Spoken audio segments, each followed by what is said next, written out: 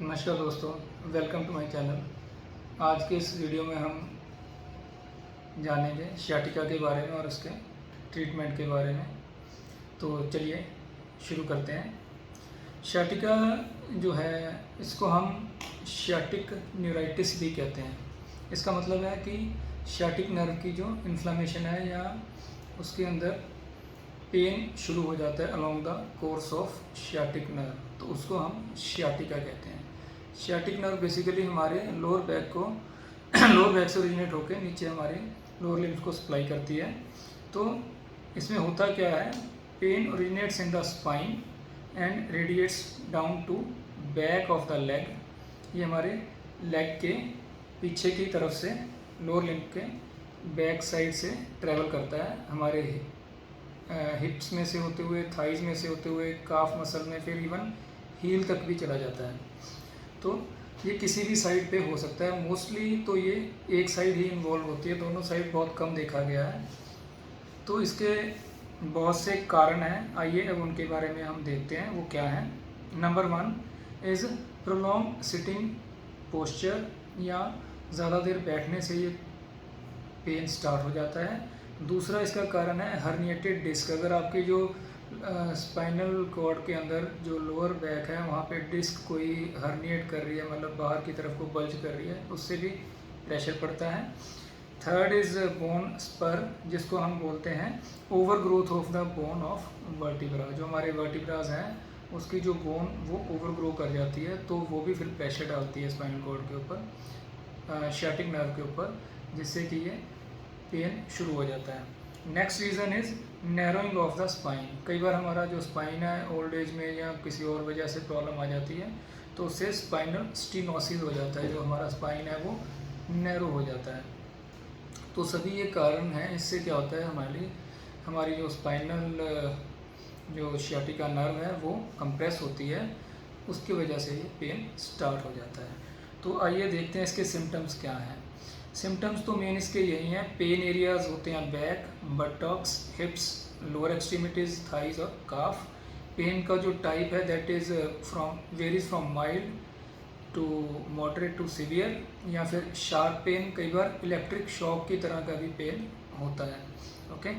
या फिर ये पेन रेडिएट करता है, कई बार एक पॉइंट में होता है, कई बार ये रेडिएट करता है, okay, that depends. Next is ये पेन होता कब है, मैंने बताया सिटिंग करने से, या फिर बहुत ज़्यादा देर खड़े रहने से, या प्रेशर पड़ने से। कई बार ये it occur due to sneezing and coughing, खांसी करने से और छींकने से भी ये पेन हो जाता है। तो पेन के जो सर्कमस्टांसिस है, किन सर्कमस्टांसिस में होता है, ये कई बार इंजरी की वजह से भी हो सकता है। It can occur due to accident और इंजरी, तब भी हमारी जो सियाटिक नर्व है वो कंप्रेस हो जाती है, जिस वजह से ये पेन हो सकता है। तो इससे प्रॉब्लम्स क्या आती हैं, डिफ़िकल्टी होती है वॉकिंग में, या फिर डिफ़िकल्टी होती है हमारे मसल वीक हो जाते हैं, और नम्बनेस फील होती है। कई बार there is sensation of needles and pricking sensation, जैसे कोई सुइयाँ चुभती हैं, पिन सेंसेशन, कोई पिन चुभ रहा है, इस तरह के पेन होता है। कई बार बर्निंग सेंसेशन भी होती है, या फिर नम्बनेस हो सकती है हमारे लोअर लिम्स में, हिप्स में, थाइज में, या फीट के अंदर भी हमारे नम्बनेस हो सकती है। तो आइए आगे हम देखते हैं इसके जो रिस्क फैक्टर्स हैं। बाकी जो इसके रिस्क फैक्टर हैं वो क्या क्या हैं। एक इसका एक और मेन कारण ये है, कई बार ये बहुत ही रेयर कारण है जिसकी वजह से हो सकता है कि अगर स्पाइनल कॉर्ड के अंदर आपके ट्यूमर है उसकी वजह से भी ये सियाटिका पेन हो सकता है, या फिर डायबिटीज़ है बहुत ही ज़्यादा अनकंट्रोल्ड है जिसकी वजह से नर्व डैमेज हो रहा है, तो भी ये पेन हो सकता है। नेक्स्ट देखते हैं, अगर ये बहुत ज़्यादा पेन बढ़ जाए, आउट ऑफ कंट्रोल हो जाए, तो इससे क्या है, हमारे बावल हैबिट्स या फिर हमारे यूरिनरी जो कंट्रोल है वो कम हो जाता है, वीक हो जाता है। तब हमें बहुत ज़्यादा ज़रूरी है कि हम प्रॉपर इसका ट्रीटमेंट करवाएं। तो होम्योपैथी के अंदर इसका बहुत ही अच्छा ट्रीटमेंट है। उसको बताने से पहले हम इसके रिस्क फैक्टर्स देखते हैं क्या क्या हैं। इसके 5 रिस्क फैक्टर हैं। Number 1 is age related changes. Age के कारण मसल जो बोन है हमारी, नर्व जो है वीक हो जाती हैं, उस वजह से ये पेन स्टार्ट हो जाता है। दूसरा है ओबेसिटी। अगर हमारा बहुत ही ज़्यादा वेट है उस वजह से कि हमारी बॉडी वेट को बियर नहीं कर सकती, तो ये कई बार सियाटिक नर्व कंप्रेस हो जाती है और ये पेन स्टार्ट हो जाता है। ऑक्यूपेशन, जैसे कि हम किसी जगह पे काम कर रहे हैं जहाँ हमको बहुत ज़्यादा पीठ की मूवमेंट है, टर्निंग ट्विस्टिंग है, जिस वजह से नर्व डैमेज होने के चांसेस होते हैं, या फिर बहुत ज़्यादा हैवी लोड जो उठाते हैं, जो लेबरर्स हैं फैक्ट्रीज़ में काम करते हैं, ओवरलोड उठाने के कारण भी हो जाता है। या फिर तीसरा कारण जो इसका है, बहुत ही ज़्यादा हम प्रोलॉन्ग ड्राइविंग करते हैं, जैसे ट्रक ड्राइवर्स हैं जो सारा दिन ट्रक चलाते रहते हैं, उनका पैर एक जगह पे फिट रहता है, फिक्स रहता है, उस वजह से भी ये पेन हो जाता है। Next is prolong sedentary lifestyle. ठीक है, जैसे सेडेंट्री लाइफस्टाइल में एक्सरसाइज नहीं करते हैं, सारा दिन बैठे रहते हैं या लेज़ी कर लेते हैं बॉडी को, उस वजह से भी ये पेन स्टार्ट हो जाता है, ज़्यादा देर बैठने से भी। और बाकी मैंने जैसे आपको बताया कि डायबिटीज़ होने के कारण भी ये पेन हो सकते हैं। इसके 5 रिस्क फैक्टर्स हैं। नेक्स्ट इज़ देखते हैं प्रिवेंशन, हम इसको कैसे प्रिवेंट कर सकते हैं। 3 तरह से प्रिवेंट कर सकते हैं, very easy. Number 1, exercise regular exercise करने से। Second is maintain proper posture, जैसे कि हम सही तरह से बैठें, पिल्लो यूज़ करें, सॉफ्ट पिल्लो, बैक को सीधा रखें और पोस्चरल अपना मेंटेन करके रखें, स्पाइन का कर्वेचर उसको मेंटेन करके रखें। या फिर लोअर बैक पे लंबर सपोर्ट जिसको हम बोलते हैं वो यूज़ कर सकते हैं। आर्म रेस्ट प्रॉपर हम यूज़ करें।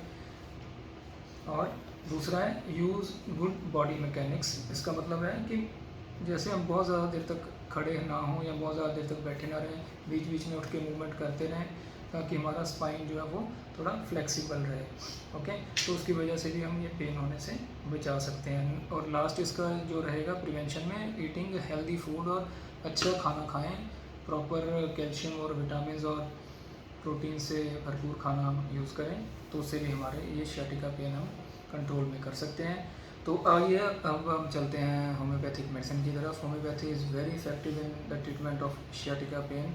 It can completely cure your sciatica। तो देखते हैं, सबसे पहली मेडिसिन है colocynthis 30। This is for left sided sciatica। अगर आपके लेफ़्ट साइड वाले लेग में या हिप में sciatic पेन हो रहा है तो आप ये मेडिसिन ज़रूर यूज़ करें। तो ये आप 4-5 टैबलेट्स दिन में 3 बार डॉक्टर से एडवाइस लेके आप ले सकते हैं, या लिक्विड में है तो वो भी डायरेक्ट आप उसमें पानी में मिक्स करके उसको ले सकते हैं। Second is magnesia phos 30। इसमें से भी आप इसको आप दिन में 3 बार ले सकते हैं दवाई को। ये राइट साइडेड sciatica के लिए है।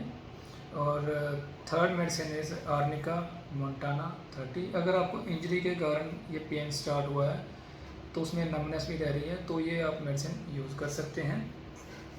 आर्निका 30 ये उसमें इफेक्टिव है। और फोर्थ मेडिसिन है हमारी हाइपेरिकम परफोलिएटम। इसको आप यूज़ कर सकते हैं अगर आपको नमनेस है, बहुत ज़्यादा नमनेस है, टिंगलिंग हो रही है, पिंस चुभ रहे हैं, बर्निंग हो रही है, तो उस केस में आप हाइपेरिकम यूज़ कर सकते हैं। और साथ में हिस्ट्री, आपकी इंजरी की भी हिस्ट्री है तो भी आप ये मेडिसिन यूज़ कर सकते हैं। Fifth medicine is rhus tox 30। Rhus tox 30 आप यूज़ कर सकते हैं अगर आपका पेन चलने फिरने से ठीक रहता है। अगर आप बैठे रहते हैं तो चलने फिरने से पेन ठीक रहता है, बैठे रहने पर या रेस्ट करने पर पेन बढ़ जाता है। ओके, तो आप ये रस्टॉक्स मेडिसिन ले सकते हैं।